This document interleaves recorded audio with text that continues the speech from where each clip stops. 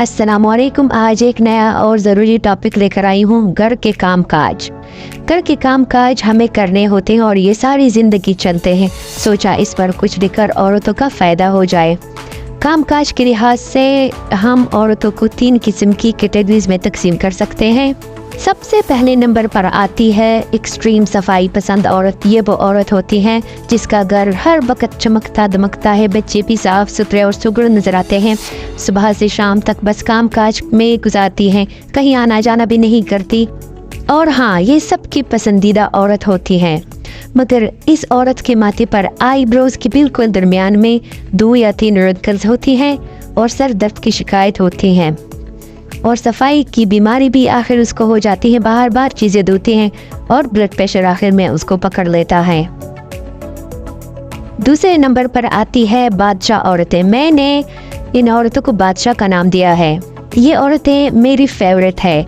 उनका घर बिखरा पड़ा होता है, बस सरसरी सा काम करके मज़े से बैठ के ज़िंदगी एंजॉय करती हैं।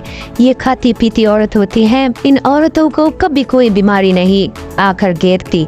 बस शाम तक राई होती है तो मियाँ साहब के जब वो नौकरी से आते हैं और बच्चों के बिखरे खिलौनों पर पाँव रखकर कराहते हुए आगे निकल जाते हैं।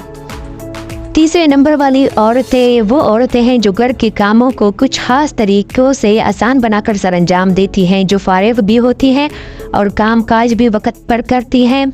ये सोशल भी होती हैं और इनकी ज़िंदगी में सुकून भी होता है। इन औरतों के खास तरीके क्या हैं, आइए इन पर एक नज़र डालते हैं। सबसे पहले और बड़ा ट्रिक, चलते फिरते काम करना। ये सबसे बेहतरीन ट्रिक है। इसकी आदत हो जाए तो 24/7 औरत का घर सेट होता है। और इस आदत वाली औरतें अगर वॉशरूम भी जाए तो रास्ते में बिखरा सामान उठा कर साइड पे रख कर निकल जाती हैं। घर की किसी जगह पर बैठने से पहले वो जल्दी से अपने इर्द गिर्द को सेट करके बैठ जाती हैं। ऐसी औरतों का वीक में बस एक बार सफाई डे होता है, डीप सफाई करती हैं। बाकी इनका घर हर वक्त साफ सुथरा होता है क्योंकि चलते फिरते वो अपना काम कर गई होती हैं।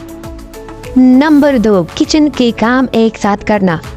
तीसरे नंबर वाली औरत किचन के काम एक ही वक्त में निपटा लेती हैं। सालन, बर्तन, आटा और किचन की सफाई एक ही वक्त में करती हैं। अगर 20 मिनट में वो सालन तैयार करती हैं तो साथ में बर्तन आटा सब भी करती हैं। जल्दी जल्दी हाथ चलाती हैं, बर्तनों के ढेर जमा नहीं होते। चलते फिरते वो ये कर चुकी होती हैं। कपड़े धोना घर की सफाई का सबसे ज़्यादा दारोमदार वॉशिंग मशीन पर भी है। इस ज़माने में ऑटोमेटिक वॉशिंग मशीन बेहतरीन चॉइस है। अगर शोहर के पास इतने पैसे नहीं है तो अपनी सोने की कोई अंगूठी बेच दें, मगर औरत ये वॉशिंग मशीन ज़रूर ले। अभी ज़्यादा महंगी नहीं है मगर वक्त के साथ साथ ये बहुत महंगी हो जाएगी क्योंकि लोग इस तरफ जा रहे हैं। हाँ, कुछ लोगों का ऑटोमेटिक वॉशिंग मशीन के बारे में ख्याल है कि इससे बिल ज़्यादा आता है, पानी खर्च होता है या सर्फ ज़्यादा इस्तेमाल होता है। ये सब गलत बातें हैं। दोनों का खर्चा सेम है, पानी की मिकदार भी सेम है, मगर ऑटोमेटिक मशीन से ज़िंदगी बहुत आसान हो जाती है। धुले हुए कपड़े फोल्ड करना और इस्त्री करना, ये दोनों काम भी काफ़ी मुश्किल है। धुले हुए कपड़े बाहर तार पर से ही उठा कर फोल्ड करते जाएं।